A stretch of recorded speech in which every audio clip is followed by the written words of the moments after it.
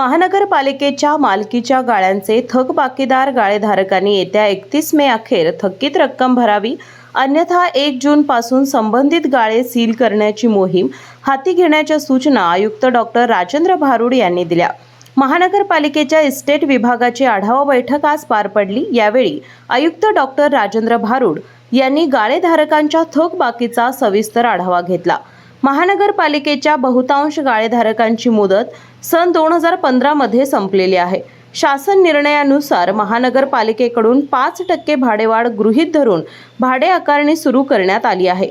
मात्र केवळ 20 ते 30% व्यावसायिकच नियमित भाडे भरत असून उर्वरित गाळेधारकांकडून थकबाकी वाढत आहे। त्यामुळे सर्व थकबाकीदारांना 31 मे पर्यंत अंतिम संधी देण्यात यावी आणि त्यानंतर थकबाकीदार गाळ्यांवर सीलची कारवाई करण्यात यावी, असे निर्देश आयुक्त यांनी दिले। ज्या गाळेधारकांकडे मोठ्या प्रमाणात थकबाकी आहे अशा गाळ्यांचा तातडीने लिलाव प्रक्रियेद्वारे पुनर्वाटप करावे, तसेच खुल्या जागेची थकबाकी असलेल्या व्यावसायिकांवर कारवाई करावी। महानगरपालिकेचे हॉल, भाजी मार्केट आणि पार्किंग व्यवस्था यांचे निविदा प्रक्रिया राबवून तातडीने प्रस्ताव सादर करावा।